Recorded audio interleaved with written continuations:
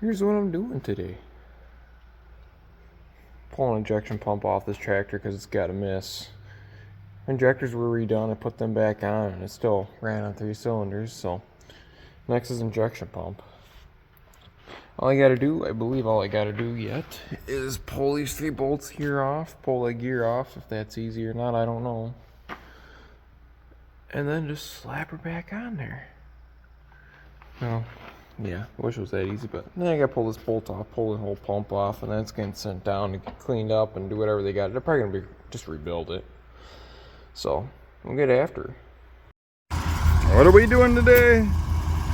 Cutting the pasture. Old school. Sickle mower.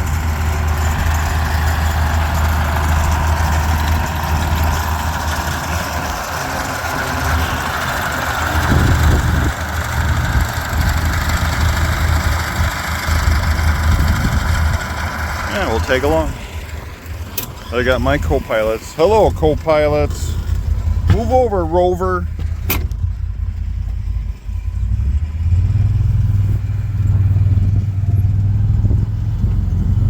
See if there's any alfalfa in this field, because this field had some. There was some growing until we hit this little drought spell.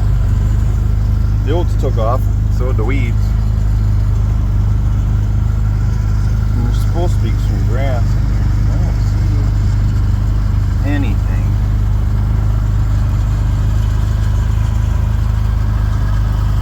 The oats are still green too, so.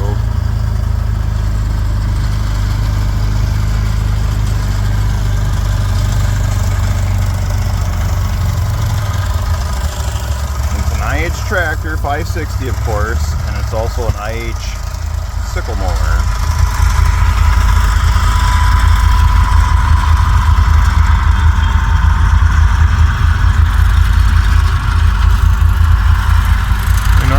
To cut along the road, and I'm sure its purpose was to do just this years ago. Let's see here if there is any. I can't tell. Yeah, there's some.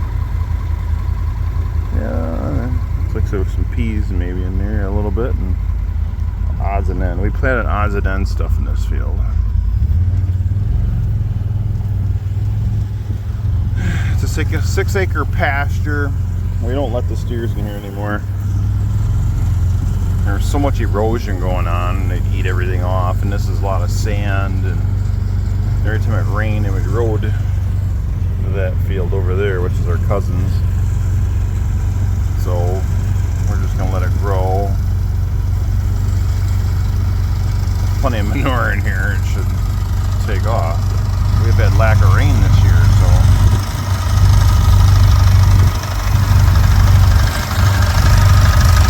it's actually doing pretty good. It doesn't have, at the end, it's missing that beep, so it's supposed to keep the stuff from piling up, but it's doing pretty good. And yes, it's orange. My dad years ago had lots of paint laying around, and he decided he was going to paint stuff different colors, and that was one of the things. So that old sickle mower got painted orange. Safety orange. So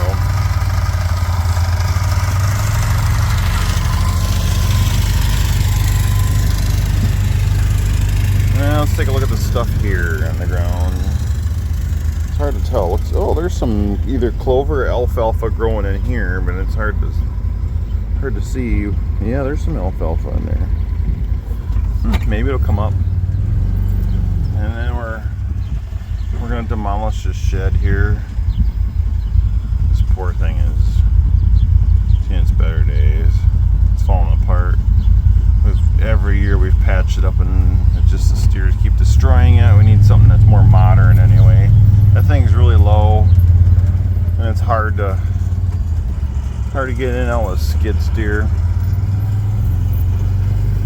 So I don't know what we'll do with this, if we'll just let it lay or rake it up. There's pretty green, so I mean going through the baler is going to be a rough time.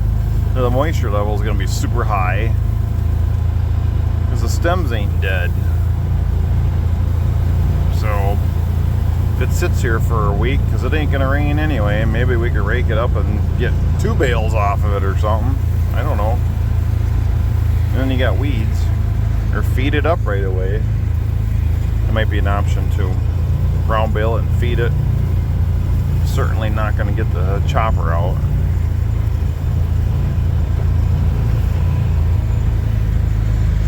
I gotta talk to him anyway. Alright, so I gotta go. We gotta feed calves and we got a graduation party to go to. Later. Well, I think it's July 29th. 29th or 30th. It's Sunday. I decided to start cutting third crop. And this is actually a really good third crop. We're kind of on a little sand knoll right here, but if we walk up to the discbine here, it's touching the top of the discbine there, so a lot of it's waist high and it's pretty thick, so it really spruced up after that last rain. Oh, last couple of rains. But we got 2 inches. Oh, not last night, but the night before last night. And generally, on a normal year, when we get 2 inches of puddles up back here, no, it's soaked right up. Can't even tell it rained, which is good. We needed the rain. It needed to be soaked up. But I figured, you know, third crop being a little lighter, we'll run the 1256 on the discbine, give her a good workout. Listen to that turbo whistle. Haven't ran this tractor since first crop on the chopper, so I figured I'd give her a little workout. So, but no, we're a little farther blossom than I wanted it to be, but with the rain, I had to let it. I figured I'd let it sit all day yesterday, and we'll give her today. So I'm actually gonna quit after this lap. I got an ATV race to go watch. But once we get back from that, we'll continue on. So yeah, looking good.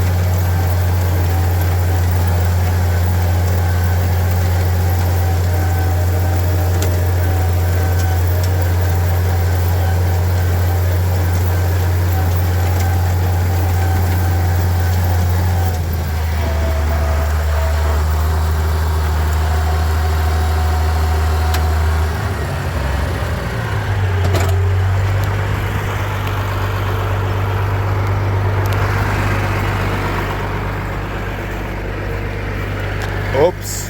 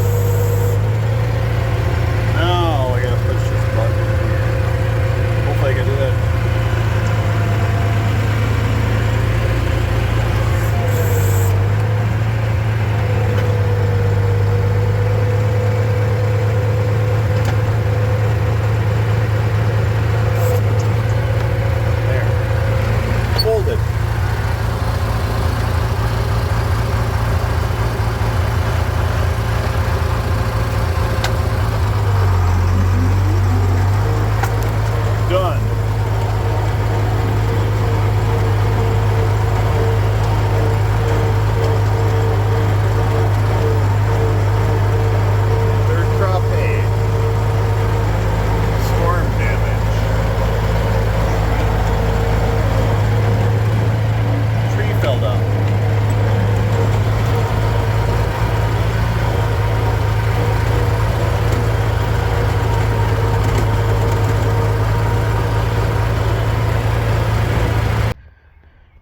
Alright, so I was going to start baling some hay tonight. It's ready to go, but get the baler pulled up here, and Dad took notice that the hubcap was missing, and it's shot. Wheel bearings are shot. I don't know how well you guys are going to see, but shot. Threw grease all over the sidewall of the tire. We don't know if it's been like that or what. We just got it back after, I guess. We haven't used it since second crop. The neighbors used it to bale some marsh hay, so who knows what could happen going down the road or what. We don't know, but needless to say, it needs new wheel bearings, and we ain't baling hay tonight. No. Dad's thrilled about it. At least we're in a drought. Yeah. Yeah, so we're hoping Vermeer has parts in hand, because they should. It's a pretty common baler. Or maybe John Deere. Yeah, somebody should have parts in hand. There should be American. Everything should be there.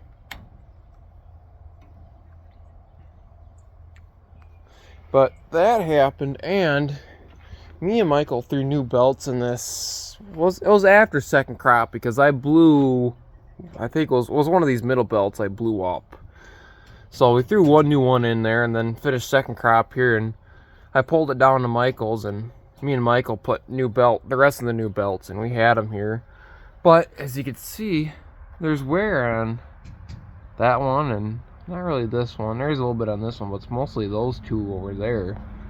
And I don't know how well the camera will pick it up, but that guide there, you can see it's broken off. It's been riding against that guide there for so long that it broke off. This one's riding pretty good over here. They're all riding. I gotta adjust them again. But it's better than what it was. They were all twisted. These three right here were twisted, running along that guide there, and they've been ran like that for a little while. So that's nice to see.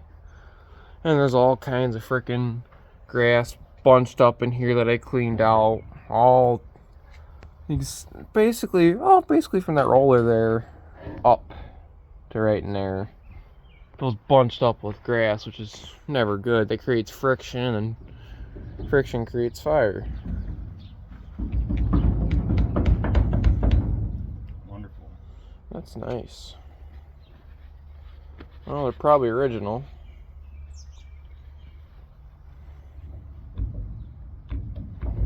Or is it just that much of a groove in the axle? You want a dead blow? I need something to catch this yucky stuff. Okay. So since I'm driving by our load and chute here, I figured I'd give you guys a quick update on the work me and Dad did to it today. Today we set 2 railroad ties in, concreted the bases, threw some guardrail up to make our nice kind of load and chute. It's wider down there, which wasn't the plan, but that's what happened.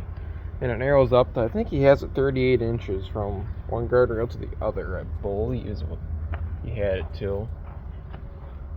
And then we're probably going to take, he wants to use that green gate, but I like to have a gate that just barely clears right here.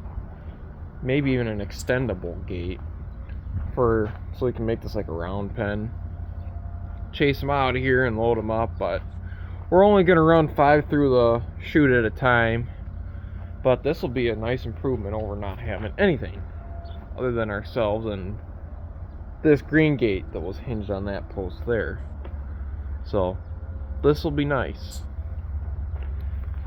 Concrete, yeah, it's still kind of setting in a little bit, but we're not done yet. We're gonna do some more right through here. We're gonna take this gate off, and we're gonna pound out probably 2 holes I'm gonna put posts there so that way it's 38 inches from the inside of the, or the out, from this side of the guardrail to that side of the guardrail on that post, because over to that post it's just too wide, and that was more than less a temporary post to get by. So we're gonna do that, and then we're gonna have to pound another one out here, but that'll be later this week. We're gonna have to set up the trailer and figure out what angle to have it at. So yeah, that's one thing that was done today. So I figured I'd do a little crop update. And no, I do not have my arm extended 6 foot above my head. As you can see, there's the 856 over there idling away. This is our corn stand. This is the field we spread manure on all winter long. Well, one of the fields, I should say. Technically, where I'm standing right now, it did not get manure, but farther over that way, it did. We'll see if there's a difference over there, but here's what my ears are looking like. Shockingly. I'm trying to hold it for you guys. Here, hold on a second. There. So, this corn actually isn't that bad, though. I've heard a lot of people, not a lot of people, but a few people who have told me, their kernel depth is just not there. This stuff isn't, it's not like it should be. It's actually pretty damn close. So, but that's what the ear looks like. And I'm about, 16 rows in. So, yeah, it's definitely a dry year. So, why don't we say let's hop over the interstate and go see what that stuff looks like. Maybe that'll make me smile. Maybe, maybe not.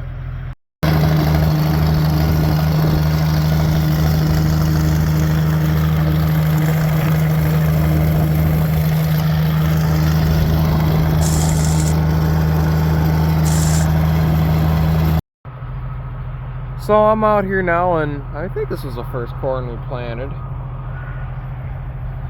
And that's about 6 foot tall, a little taller than the last stuff anyway. But this is what I got for an ear. Ain't too bad. Better than the last, obviously. So, yeah. Needless to say, majority of this corn is all going to get chopped. Well, we're probably going to pick what we can pick. I doubt we're going to have much to sell, but it's just one of them years. So, it's just the way the cookie crumbles. But next we're going to go hop across the road and look at our last cornfield and see what that one's looking like. And there's a nice 856.